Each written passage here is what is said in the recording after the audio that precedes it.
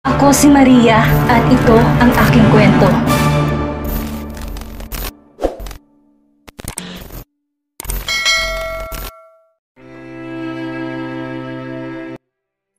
Agad na kumabog ang dibdib ni Demi nang huminto ang sasakyan na minamaneho ni Dexter sa harap mismo ng GDC building.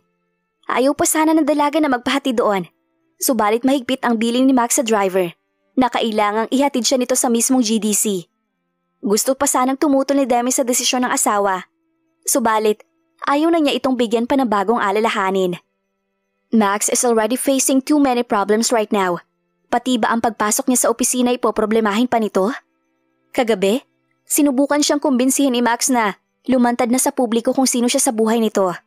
Subalit muli siyang nakiusap sa asawa na bigyan pa siya ng mas mahaba pang panahon upang paghandaan ang paglantad nilang dalawa sa publiko bilang mag-asawa. At nagpapasalamat siyang maunawain si Max sa kahilingan niya. Kaya naman ngayon, pinagbigyan niya din ito sa kagustuhan nitong simula sa araw na yon ay si Dexter ang maghahatid sundo sa kanya papunta at paalis ng GDC. Ma'am, tawagan niyo na lang po ko kapag mapapasundo na po kayo. Sabi pa ni Dexter bago tuluyang lumabas ng kotse ang asawa ng amo. Tumango si Demi, tipid ng umiti. Salamat Dexter. Anang dalaga bago lumabas sa sasakyan. Nauna nang umakyat sa executive floor si Max. Hiniling din yun ng dalaga sa asawa. Ayaw na niyang putaktihin muli ng chismis gayong unang araw pa lamang ng linggo sa opisina. Papasok pa lang siya sana sa lift. Subalit agad na nagbulungan ang mga empleyadong nakasabayan niya roon. At pigilan man ang dalagay pakiramdam niya, nanliliit siya. Ngayon pa lang na naiintriga sila ni Max, napakababa na ng tingin ng mga katrabaho niya sa kanya. How much more if they go public with their relationship? People will talk more, hate her more. Plano sana ng dalaga na hintayin nilang ang muling pagbalik ng lift, subalit may nakita siyang pamilyar na bulto sa may gilid. Hi Demi. Ani Jet, nakangiti dito. Kumaway sa dalaga. Pwede ka pa. Ayan ito, umusog ng bahagya para mabigyan siya ng pwesto. Nag-aalangan man, sumakay na rin ang dalaga sa lift at pilit na isinawalang bahala ang kakaibang tingin ng mga iba pa niyang kasabayan doon. Nagbakasyon ka raw sabi sa opisina. Kung sabagay, halata naman, you are glowing Demi. Komento ni Jet, pinanatili ang matamis ng ngiti sa labi. Salamat. Nahihiyang sagot ng dalaga bago itinutok ang mga mata sa floor counter. The ride to their floor was silent hanggang sa muling bumukas ang pinto ng lift sa kanilang floor. Paglabas ni na Jet at Demi ng lift, hindi nakaligtas sa paningin ng dalaga ang muling pagbubulong-bulungan ng mga empleyadong natira sa lift. Demi, wag mo nilang silang pansinin. They gossip because they wish they were you. Alo ni Jet sa dalaga, ikiniling pa ang ulo sa direksyon ng kanilang opisina. Tara na, don't let them ruin your day. Nagbuga ng hininga ang dalaga. Tuluyan ang napangiti. Salamat Jet. Ani Demi, sumabay na sa paglalakad ng binata. Pagdating sa opisina, agad na nagtrabaho si Demi. Si Erica ang nagsabi ng mga pending na trabaho niya dahil wala si Mr. Roman. Inatake raw ng asma kaya hindi nakapasok sa opisina. It was a regular working day for everyone. Hanggang sa dumating ang lunchtime. Imbis na magli-lunch sa pantry, kinausap na lang ni Demi si Erica kung pwede ay sa labas na lang sila mag-lunch na magkaibigan. Pakiramdam kasi ng dalaga na nasa kanya na naman ang buong atensyon kapag doon sila nag-lunch. Sa kalapit na fast food sila humantong ng kaibigan. Oh dali na, magkwento ka na. Saan kayo napunta ni Sir Max at parehas kayo nawala ng ilang araw? Tanong agad ni Erica sa kaibigan nang makaupo silang dalawa ni Demi. Binisita lang namin si Doña Criselda. Tipid na sagot ng dalaga. Bahagyang napasinghap si Erica. Nanlaki ang mga mata. So, nandun ka nung sinampahan nila ng kaso si Sir Thomas? Tumango si Demi. Oh, tapos, hindi pwedeng tangulang na tango Demi ha? Dapat may detalye rin girl. Alam mo ba na hot topic sa opisina yan nangyari kay Sir Thomas? Lalo na noong magpunta ang mga pulis at hinanap lahat ng financial statement ng GDC. Mula noon, hindi na pumasok si Sir Thomas. Kinandado na rin nilang opisina niya. Dire-diretsyong kwento ni Erica. Nanatiling tahimik sa Demi. Hindi sigurado kung ano ang dapat sabihin sa kaibigan. Maya-maya pa? Basta ang sabi lang ni Lola, huwag na naming alalahanin ni Max si Sir Thomas. Bahala ng mga otoridad nang tumugi sa kanya. Anang dalaga. Uy, lola na ang tawag niya sa lola ni Max. Kantsaw ni Erica sa kaibigan. Baka naman may pinsan pa yan si Max, Demi. Rito mo nga ako para maging totoo magkamag-anak na tayo. Bumungis-ngis si Demi. Yung mga anak ni Sir Thomas, ayaw mo? Ang alam ko, single pa yung bunso niyang anak. Baka pwede kayo. Tumikwas ang uso ni Erica. Ito naman, magrereto na nga lang patapon pa. Bakit kasi naghahanap ka pa ng lalaki may Engineer Logan ka na nga? Naikwento ni Erica na sinagot na nito ang masugid nitong maliligaw noong anniversary party ng GDC. Rumolyo na ang mga mata ng kaibigan. Don't mention his name. I hate him. Ano ba yan? Halos 2 linggo pa lang kayo. Inaayawan mo ng boyfriend mo? Exactly. 2 linggo na kami. Ni hindi niya naalala ang weeksary namin. Si Erica ulit, bumusangot. Weeksary? Meron ba nun? Meron no. Basta sa akin, meron. Ani Erica, bumulong-bulong bago itinuloy ang pagkain. Mabilis namang iniba ni Demi ang usapan. Nang matapos kumain na magkaibigan, sandaling nagpaalam si Erica na dadaan sa drugstore dahil may kailangan itong bilhin na gamot. Kaya naman nauna nang bumalik sa opisina si Dami. Wala pa ang mga kasamahan sa trabaho nang bumalik sa marketing department ang dalaga. Magkaganon may, nagsimula na siya magtrabaho dahil marami siyang dapat na tapusin sa araw na yon. Maya-maya pa, nakarinig ng kaluskos ang dalaga mula sa kung saan. Sandaling natigilan ang dalaga, nakiramdam. Subalit nang nanatiling tahimik ang opisina makalipas ng ilang minuto, muling itinuloy ni Demi ang pagtatrabaho. Muling dumaan ang ilang saglit ng katahimikan. Maya-maya pa, umingit pabukas ang pinto ng stockroom at lumabas doon ang bulto ni Jet. Napabugan ng hininga ang dalaga. Relief flooding her chest. Ikaw lang pala, Jet. Akala ko minumulto na ako. Natatawang sabi ng dalaga. Subalit hindi nagsalita si Jet. Tinitigan lang siya habang unti-unting naglakad palapit sa kanya. Tumayo na ang dalaga nang mailang sa pagtitig nito. May problema ba, Jet? Lakas loob na tanong ni Demi sa kaopisina. Maya-maya pa, pinulot ni Jet ang isang figurine sa nadaanan nitong table at ibinato sa kanyang direksyon. Mabuti na lang at agad na nakaiwas si Demi. Sa gulat ay nagtitili na ang dalaga. Binalak tumakbo patungo sa pinto. Subalit nakakailang hakbang pa lamang siya patungo roon nang may kung ano ng matigas na bagay ang tumama sa kanyang ulo. Agad na natumba sa sahig si Demi. Sandaling nilabanan ang sakit at kalituhan hanggang sa tuluyan na siyang nilamon ng kadiliman. Mabibilis ang hakbang ni Erica patungo sa GDC building nang makita ng dalaga ang mga nagkukumpulang mga kapwa niya empleyado sa labas ng gusali. Kakagaling lang ng dalaga mula sa drugstore, subalit tila may kung anong naganap sa opisina habang wala siya. Ilang sandali pa, nakita niya sa kumpul ng mga tao si Virgie, ang bago nilang OJT sa marketing department. Anong nangyari? Bakit nandito kayong lahat? Nag-aalala ang tanong ng dalaga, subalit hindi pa man nasasagot ng kaopisina ang tanong ng biglang. Erica! Nang pamilyar na tinig sa kanyang likuran. Nang lumingon ang dalagay, agad niyang nakita ang nobyo na si Logan na papalapit sa kanya. Agad pa siyang niyakap ng tuluyang makalapit. I was so worried about you. Anang binata. Nang malaman kong sa floor ninyong nasusunog, hinanap kita agad dito. Butik na akong atakihin sa puso nang hindi kita makita, Erica. Hindi mo rin sinasagot ang cellphone mo. Where have you been? Dugtong pa nito, bago siya marahang binitawan. May binili lang ako sa may... Naguguluhang sagot ni Erica. Tiningala ang building at doon niya nakita ang paglabas ng usok sa palapag kung saan naroon ang kanilang opisina.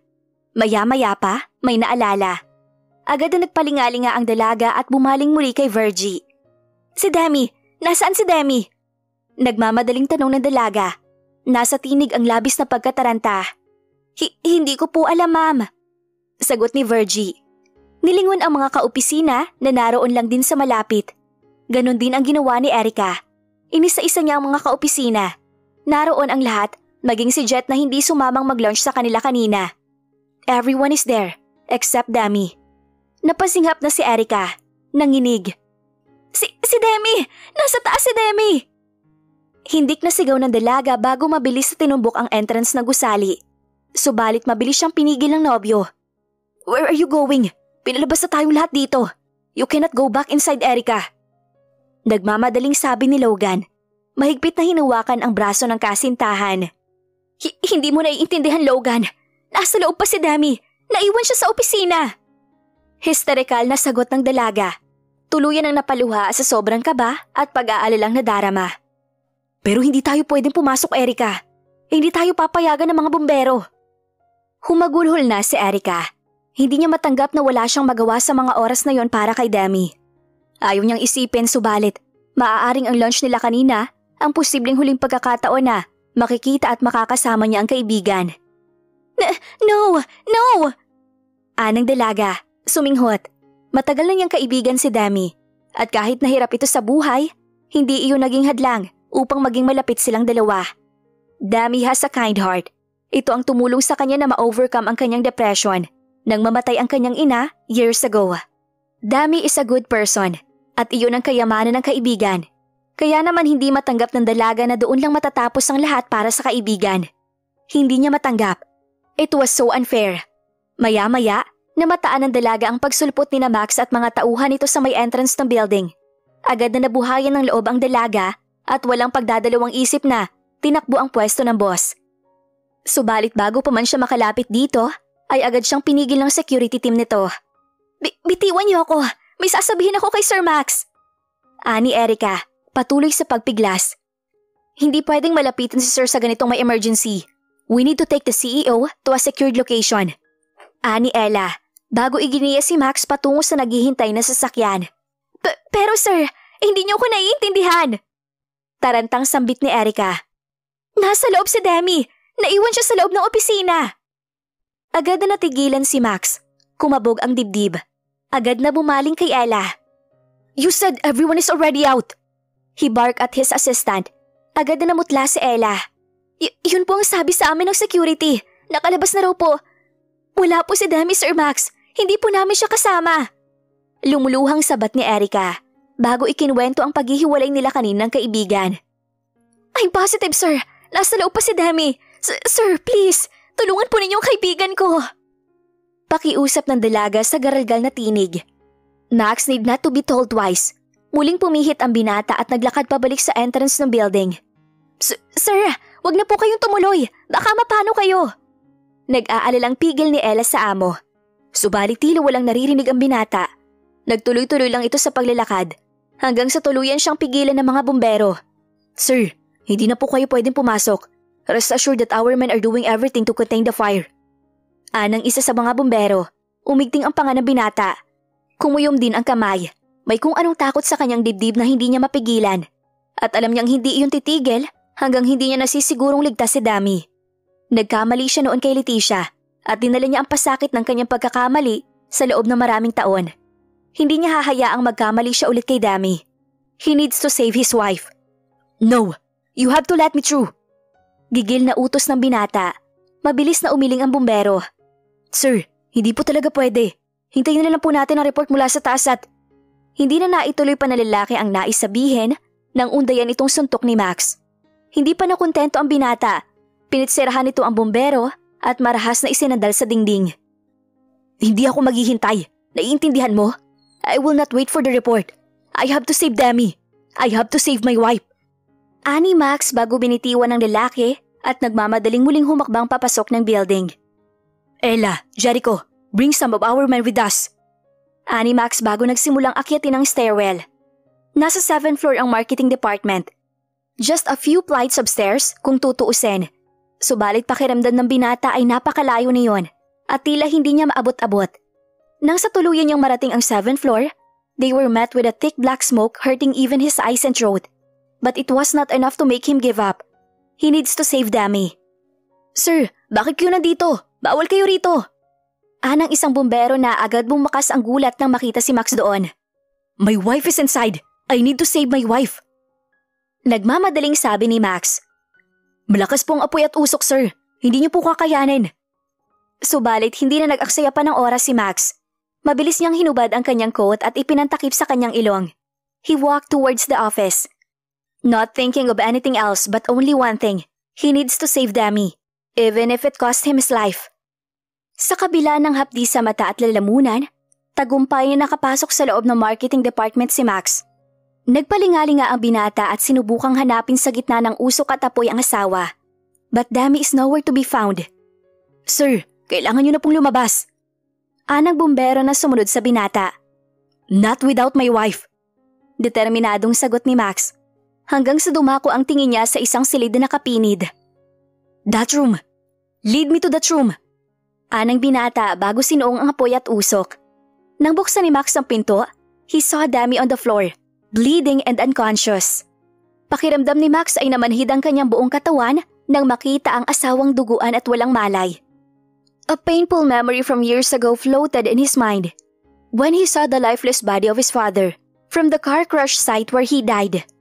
A part of his heart died with his father that day, the hope that he will live a happy and joyous life with his family. And now, it's happening all over again. But no, he is not going to give up. He will do everything in his power to save his wife. Sa mabibilis na kilos, ay lumuhod ang binata at sinalat ang palapulsuhan ni Dami. She has a heartbeat but very faint, but nevertheless a heartbeat. Hindi na nag-aksaya pa ng oras ang binata at agad na pinangko ang asawa bago inilabas sa nasusunog na opisina. He was cursing and praying at the same time when Dami lay limp in his arm as he went down the stairwell. Sir, tulungan na po namin kayo. Umpisa ni Jericho. Kami na po mabubuhat kay Miss Dami. Subalit na mabilis na umiling si Max. He will never let his wife go kahit na anong mangyari. His arms were shaking from the weight, from the worry, from the fear of losing his wife. But he will never fucking let Dami go. Ilang sandali pa, narating din nila ang ground floor. Nagpatuloy si Max sa pagbuhat sa asawa hanggang sa entrance ng building. Kasunod ang kanyang mga tauhan. And finally, once outside, his knees gave in, but still carrying his wife in his arms. Help! Somebody help my wife! Sigaw ng binata, ipinaikot ang tingin sa kanyang paligid. All eyes were on him as he held Dami's unconscious body in his arms. Dami! Dami! Ani Erica mula sa di kalayuan. Sandaling nagpumigla sa pagkakahawak ni Logan subalit, hindi siya nito pinakawalan.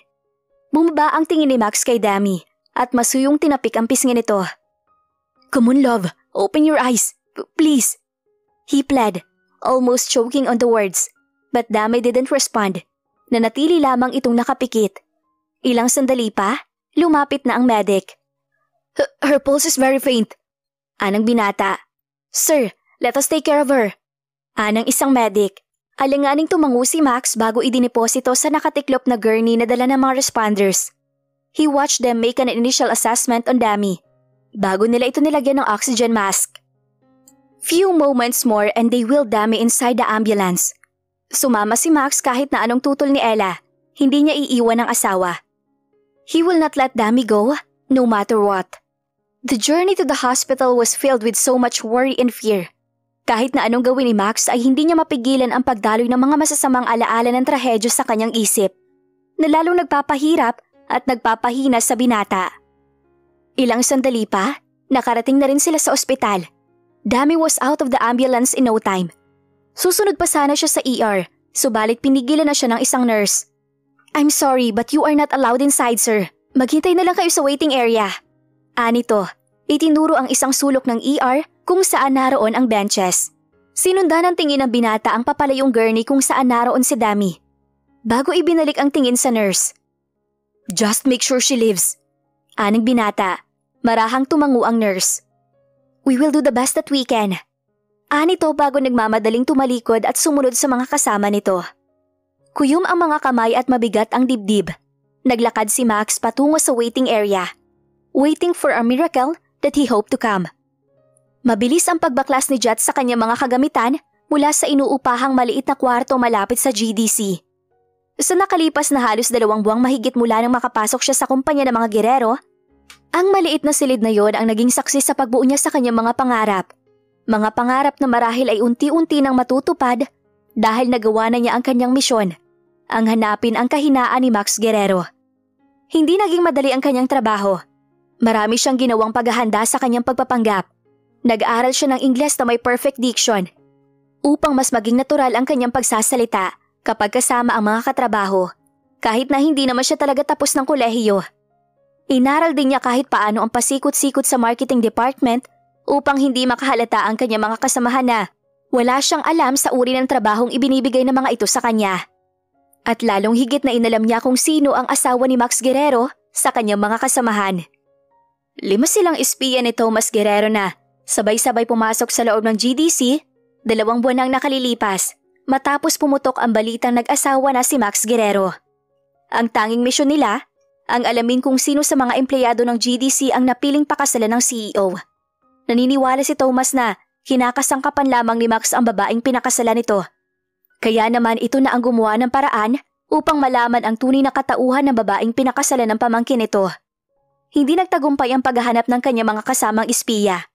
Siya lang ang bukod tanging nagkaroon ng progress sa misyon. At ngayon nagawa na niya ang lahat ng plano ni Tomas. Isa na lang ang natitira niyang dapat gawin. Ang kolektahin ang 10 milyong pabuya ng boss para sa kanyang serbisyo. Ngumisi si Jet, lalong binilisan ng pag-iimpake. Kailangan niya makaalis sa syudad sa lalong madaling panahon. Maya-maya pa, tumunog ang kanyang cellphone. Agad niya iyong sinagot na makitang ang numero ni Tomas ang naka-flash sa screen. Sir? Anong binata? Tapos na bang pinapagawa ko? Yes sir, tapos na. Nakita kong dumating ang mga taga-media kanina. Sigurado ko maya-maya lang, maibabalita na sa TV ang nangyari. Nagmamadaling sagot ng binata. Magaling Jet, I've never doubted you from day one. Alam kong ikaw talaga makakagawa ng misyon. At ikaw din ang tatanggap ng reward. Anang matandang lalaki sa kabilang linya na halos 1 linggo na rin nagtatago. Salamat sir. Yung reward ko po pala sir. Kailangan... Pinutol ng halakhak ni Tomas ang sanay sasabihin pa ni Jet. Huwag kang atat bata. Darating tayo dyan. For now, I want you to hide.